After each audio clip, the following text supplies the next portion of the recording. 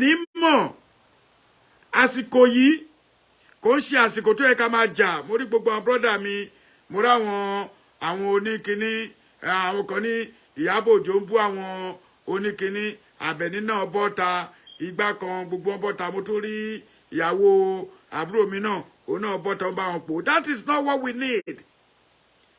Election máa rí bẹ́ẹ̀, but if care is not taken, Lagos State is going to lose a vote. I mean, they're going to lose vote to Labour Party. This is a very warning. Tó yẹ pé kò ṣẹlẹ̀ ìdílé kò ti ṣẹlẹ̀ o. Ẹ máa ní wá ní kò lè ṣẹlẹ̀ láyé Èkó náà ń pè bí ẹ̀ ń tanra yín jẹ. Amẹ́ríkà náà ń pè bí àwọn ọmọ wa ti wà ní House of Assembly. If you don't know. Nítorí pé wọ́n unite. Tí bá open window mi tí bá bọ́ tá sí tí wo ta tó rí tí mo rí ta tó ṣe mọ́ lẹ́lẹ́lẹ́ tí ò sí paper tí ò sí lálọ́nu búrẹ́dì tó ń fò kiri tí ò sí trash tí ò sí kinní kan, they will wake up and say God bless America. Do you know why? Wọ́n ti ń lọ sáwọn ìlú míì.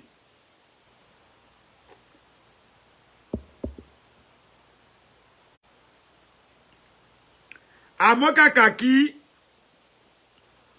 àwọn ọmọ kóòtù òjíire kàkà kó yẹ ká ṣe ẹ̀tọ́ wà láìtàláì akọ̀tún tọ́ra wa jẹ ní.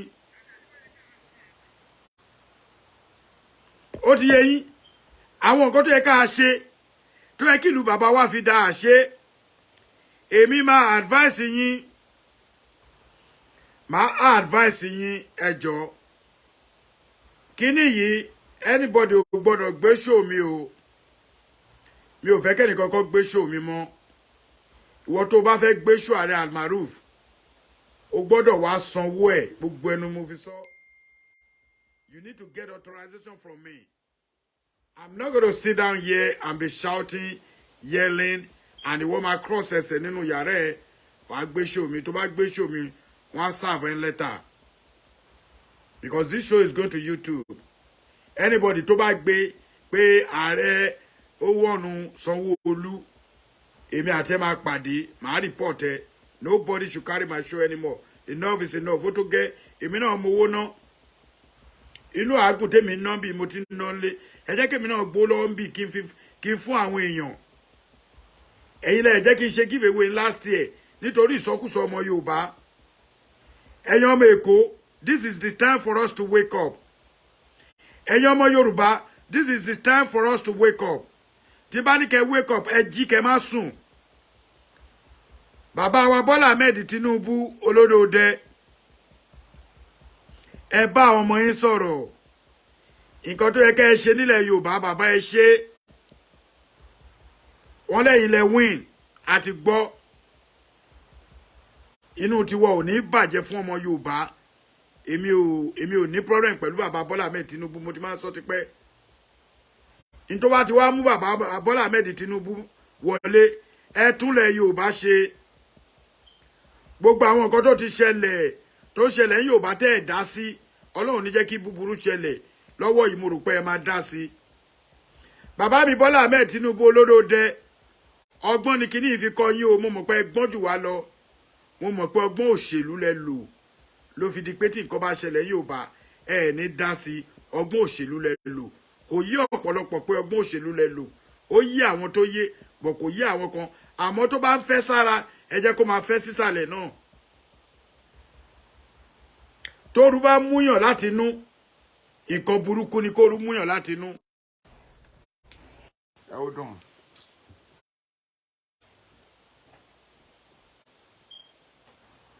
Ẹ̀kan tẹ́lẹ̀ mú tẹ̀lé fẹ́ pa kíní ó tẹ̀ tí wá fẹ́.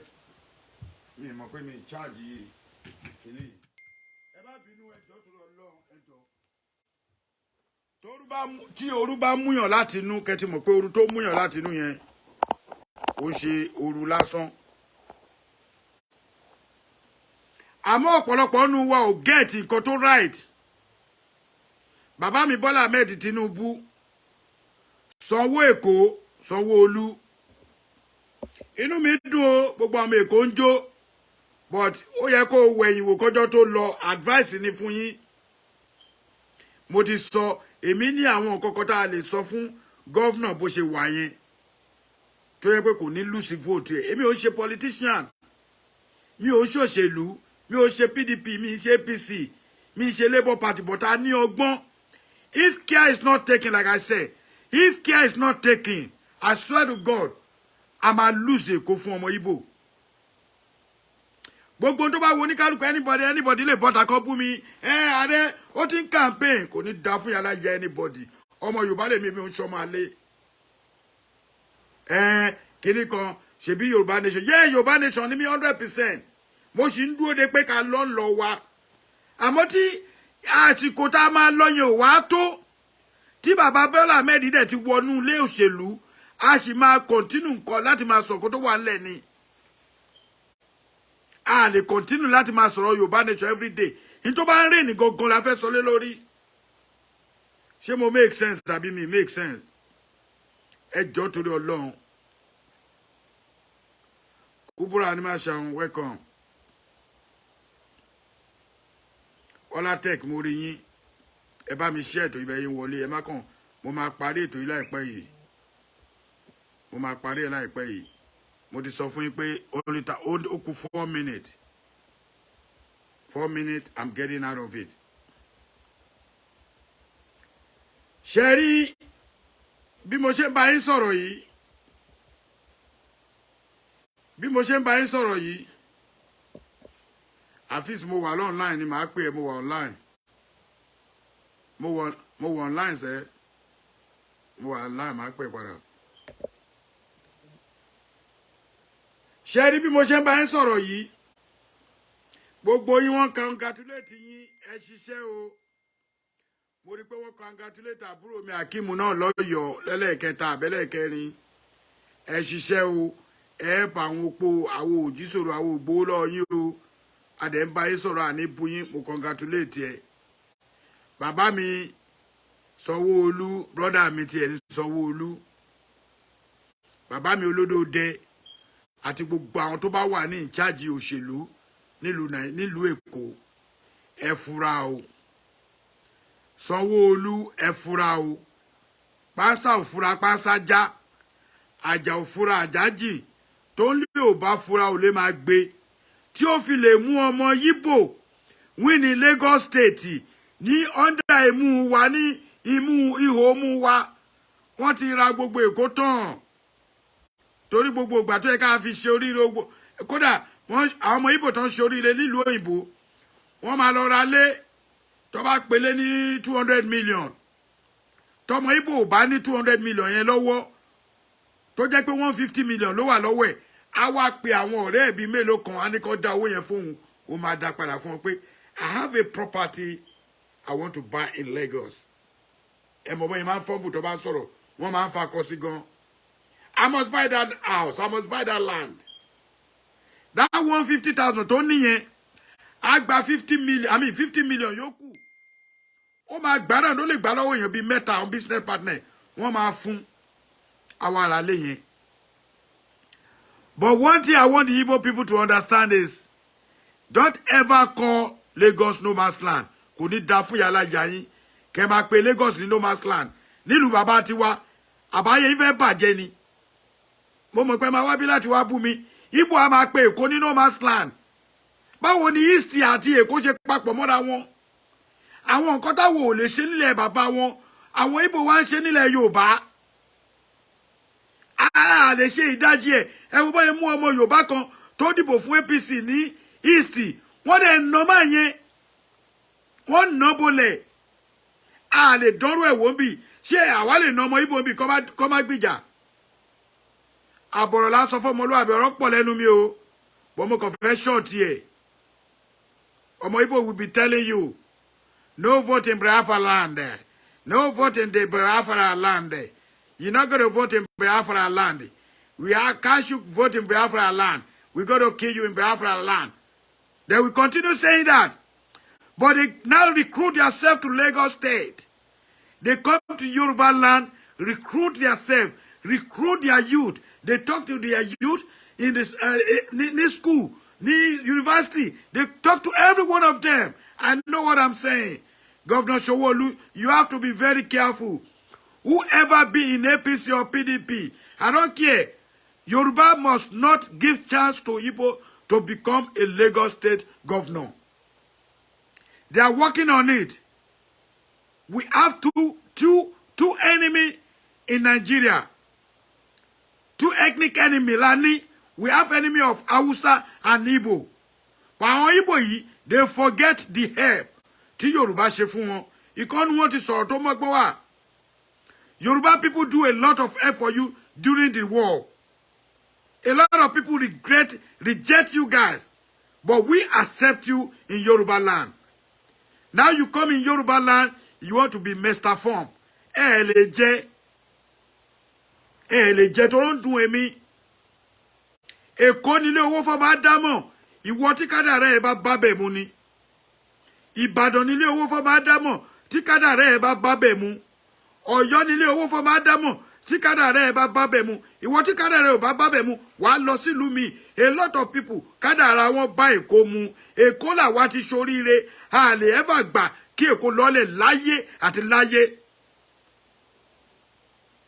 Ẹni tó bá mọ péjì bàbá Tinubu, ẹni tó bá mọ péjì àwọn ọmọ Èkó, mo bẹ̀ yín torí Ọlọ́run, ẹ download kìíní tó èmo yẹ fẹ́ kó pọ̀, ẹ jù síbẹ̀ pé èmi ààrẹ àmàrú mo ní strategies fún bàbá Sanwó-Olú kó lè fi win Èkó. If care is not taken, April ni we gone.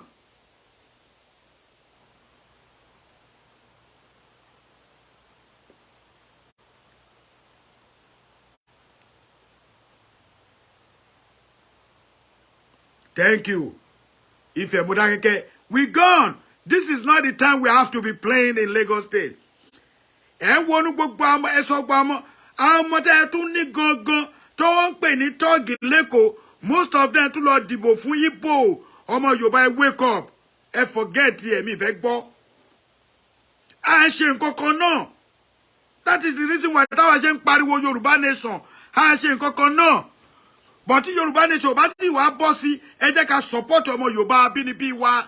Ẹ gbàgbé òṣì. Tí Dr. Sanwó-Olú Honorable kí náà pé Governor Sanwó-Olú tí kò bá ready láti bá ọmọ ẹ̀ sọ òótọ́ ọ̀rọ̀ ní Èkó, ẹ máa lose Èkó fún àwọn Igbo. Hausa ń ṣiṣẹ́ lábẹ́, Igbo náà ń ṣiṣẹ́ lábẹ́. Igbo wá gbé tiẹ̀ hàn yín ní presidential election. Wọ́n ní káwọn people wọ́n máa dìbò nílùú wọn, wọ́n wá gba PVC. Now they call them. Ṣé mi ìwọ́n ti kẹ́ fún mi star ní ẹ̀yìn yàn. Now they call them. They call them from east. Wọ́n pe gbogbo wọn wá sẹ́kọ̀ọ́. Wọ́n gba PVC fún wọn. That is the reason why they call Lagos no man's land. But ẹ̀yin APC, ẹ̀yin máa bá àwọn èèyàn jà mọ́. Ẹ̀yin máa sọ pé dandan ẹni báyìí ni kẹ́ dìbò fún. Ẹ strategize brain yín. Ẹ bá ọmọ yín sọ̀rọ̀. Ẹ talk to them. Ẹ má force wọn, tẹ́ bá bá wọn sọ̀rọ̀. Tí àwọn YouTube bá rí iṣẹ́ lẹ́kọ̀ọ́ tó jẹ́ ọmọ Yorùbá, they will vote for APC. Kò yẹ kó ṣẹlẹ̀ rí bí ọ̀rọ̀ Àjùmọ̀bí. Ó ti ṣẹlẹ̀, Àjùmọ̀bí ṣẹlẹ̀ kejì Ìbàdàn. Ìbàdàn ń dìbò lẹ́ẹ̀mejì. Lẹ́yìn ọdún mẹ́rin ó ń lọ ni. Ó ti ṣẹlẹ̀ báyìí sì. Ní ìjọ tí bẹ́ẹ̀mi ṣe wà ní tí mo wo 60 níwájú mi, mi ò gbọ́ wípé wọ́n win àwọn Igbo. Wọ́n ṣe election, wọ́n win ní Lẹ́kọ̀ọ́ rí. Bóyá mi gbọ́ ni, but wọ́n ti wá win ní Lẹ́kọ̀ọ́. Bàbá mi Sanwó-Olú, danger wà níwájú. Watch out for my part 2. Thank you.